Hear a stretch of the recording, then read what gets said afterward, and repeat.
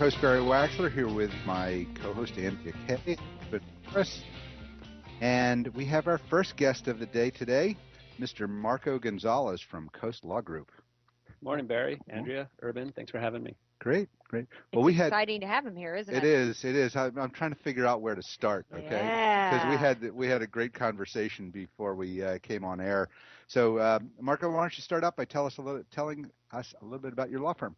Well, Coast Law Group, we're located in coastal Encinitas, right by the beach, and that kind of says a lot about who we are. We founded 10 years ago. A group of surfers who had been doing some work with the Surfrider Foundation and some other clean water charities, and at the same time running our own businesses and doing traditional business litigation and corporate transactional work, kind of recognizing that if we were going to build an army of philanthropically minded young attorneys, we would have to embark on a new business model.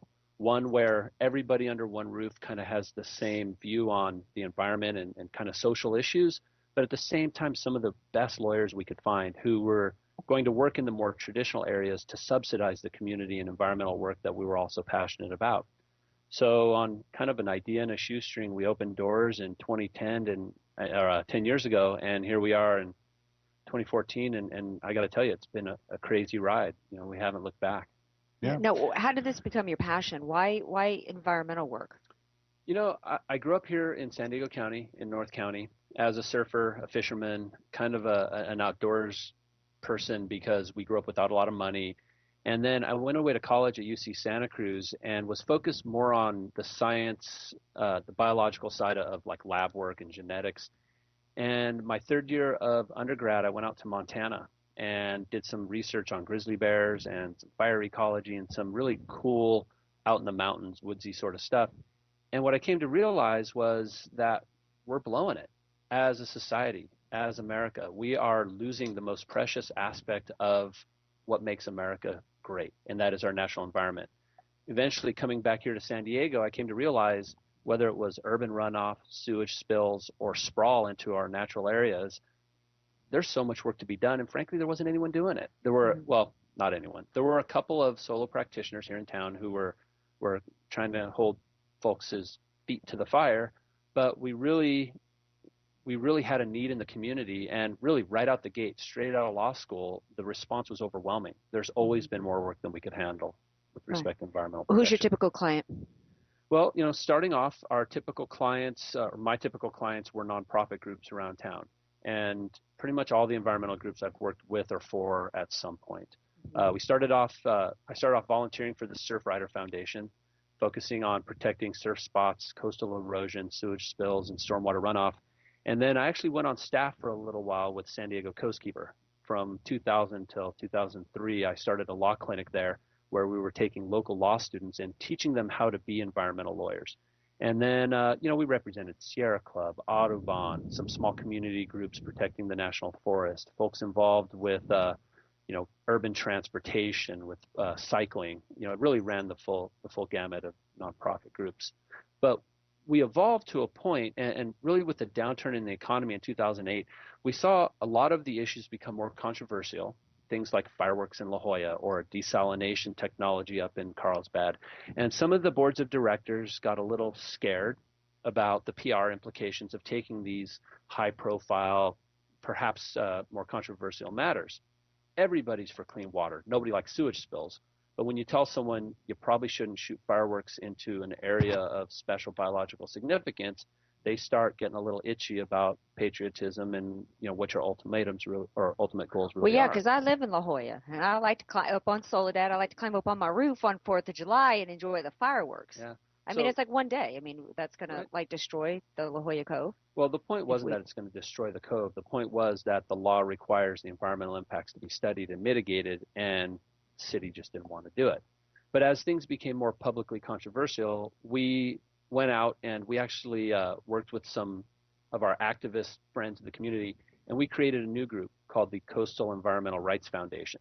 And we make no bones about the fact that SURF, as the acronym is represented, SURF is about using litigation as a tool to achieve our goals. We don't shy away from the controversial matters. We're there to take the hit from a PR standpoint, to really be aggressive, and you get stuff done.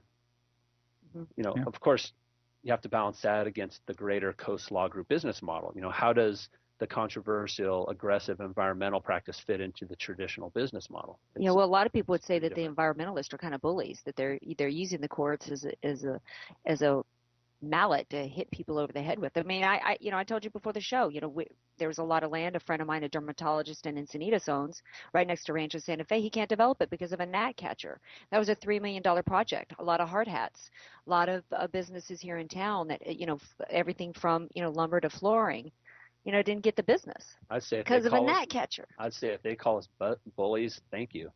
Frankly, the communities have been bullied by corporate entities and by narrow-minded politicians. Somebody's got to make a difference. Well, forever. Yeah.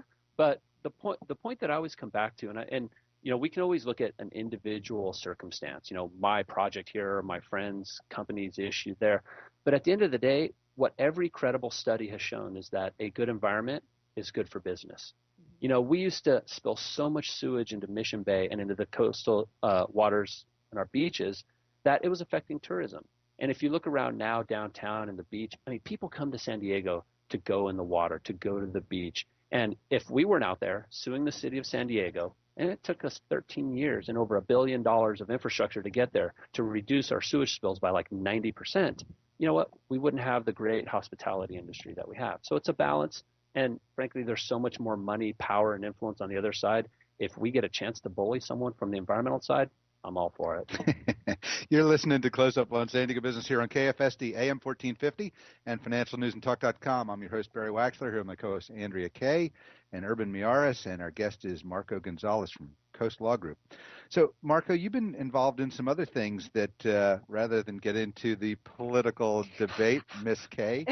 That's for Tuesday. Tell us a little bit about you put together a program to bring yoga into schools. Well, so actually, the community that we live in Encinitas, it's a very diverse community, very open-minded community, and a local foundation worked with the local school district to bring yoga into the classrooms and to really get the holistic benefits, health benefits, educational benefits of doing yoga with children.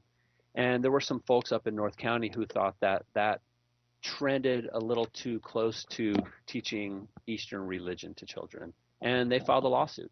What my firm did is we stepped in to represent the parents of these students who were in support of yoga being taught there. More than 160 families, we represented them pro bono, and we jumped in, and we were one of the entities at the trial that was really fighting hard, and frankly we were successful. The matter's up on appeal now. We have great support from the community to continue fighting the appeal, and we're confident in the long-term reasoned response will win out. The notion that these programs would define reasoned response, because people advocate for a separation of church and state and not having religion in schools. Right. And so if anyone goes into these classrooms and actually has a look at what's being taught, it's stretching and breathing.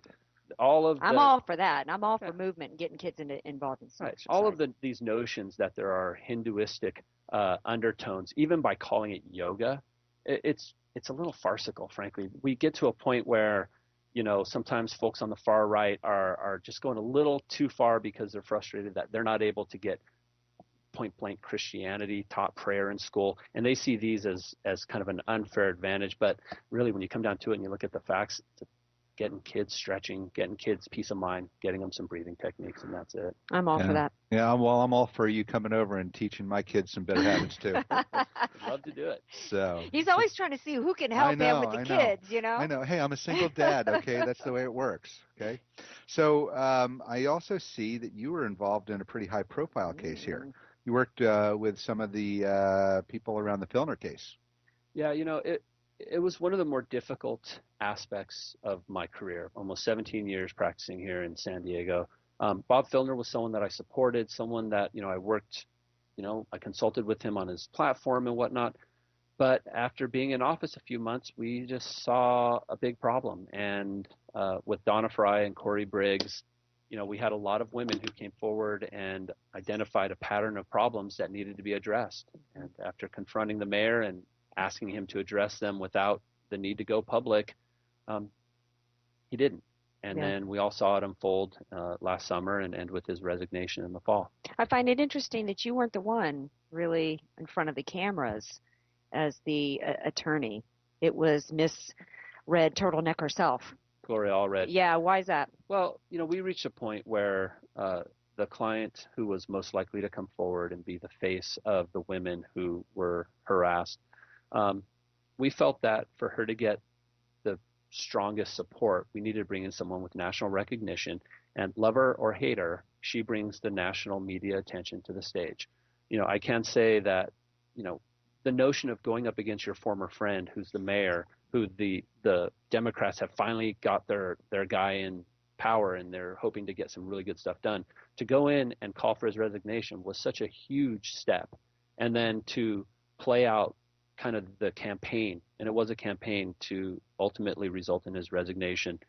You had to give up a lot. You had to, on a daily basis for almost 3 months, be 100% in the game. It was, I still feel like we have a little bit of PTSD from it. It really ripped apart relationships. It caused rifts with folks who continue to support him in the Dem Party. It really was a wedge. It was very difficult. And so we were very tactical about bringing in support from elected officials, from people like Gloria Allred, from other activists, and from the public at large. Well, so when are you going to start running for office? Coast Law Group is such a phenomenal place. I'm not willing to give it up. I work with politicians on a daily basis. My sister, Lorena Gonzales, is a progressive elected official in the state assembly from South San Diego. I get more than my share of politics working at Coast Law Group. But, you can measure success in life and in business by how much money you make, by how satisfied your clients are. For us at Coast Law Group, we've had some cool things happen that give us another metric. Outside Magazine the last 2 years have found us one of the best places to work in the country. We're the only law firm to make the top 100. Last year they said we were the 23rd best place to work. When you can look at 20 people in your office on a daily basis and know that they come to work stoked, they love the benefits, they love the workplace, they love the lifestyle, they love the fact that our business model allows them, even if they're not working on the community and environmental work, to really be part of a team that is making a difference. That's a measure of success that I think a lot of folks don't get, and really it means after 10 years that we're doing something right. So to give that up, to go sit in Sacramento or to go sit in D.C. Sacramento, San Diego, I don't think there's much competition there. And really at the end of the day for me, it kind of says it all. What I always say is politicians don't surf. And at the end of the day, it was the love of surfing that gave rise to Coast Law Group and that we still are passionate about today. And I'm not willing to give it up for my family, for my staff, for my partners, for my community. That's great. Well, we are starting to run short on time. So before we go, tell our listeners how they can get in touch with you and Coast Law Group. Anybody who wants to know about Coast Law Group, you could Google us and find all the silly dirt that people talk about us and write about us. But if you really want to know who we are and what we're about, go to www.coastlawgroup.com. You can also find out about our nonprofit, Coastal Environmental Rights Foundation, at cerf.org. Great. Well, thanks for being with us. I think it's been a great interview between you and Andrea here. So, sorry about that. I mean, it's like my mouth was watering. Well, you're far more political. I feel like than I'm in I the am. bleachers. I'm just enjoying this. We'll have your time come up here in just a couple minutes, Urban. Yeah. So you're listening to Close Up on San Diego Business, where we get up close and personal with homegrown San Diego businesses and the people that are working hard to make a difference in our community. This is financialnewsandtalk.com. I'm your host, Barry Waxler. We'll be right back after the break with more homegrown business Close Up, and we will have with us Mr. Keon Medzadea from Floss Dental Group. Wow, you did that good. I have to call him Dr. M. That's right.